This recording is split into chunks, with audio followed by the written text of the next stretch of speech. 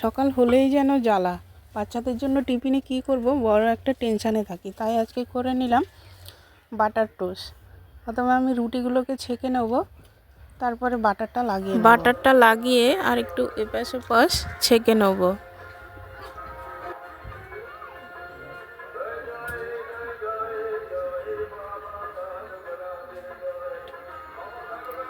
উল্টিয়ে একটু ছেঁকে নিলাম, তারপরে বাটার টোস্ট এবার হয়ে গেছে, নামিয়ে নেব। গরম গরম বাটার টোস্ট, সাথে আছে ঘুগনি। ঘুগনিতে দিয়ে দেবো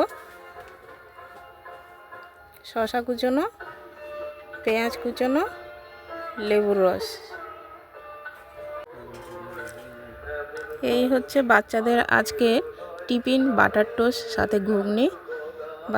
বাচ্চাদেরকে দিয়ে দেবো, গরম গরম খেয়ে নেবে। সবাইকে বন্ধুরা টাটা।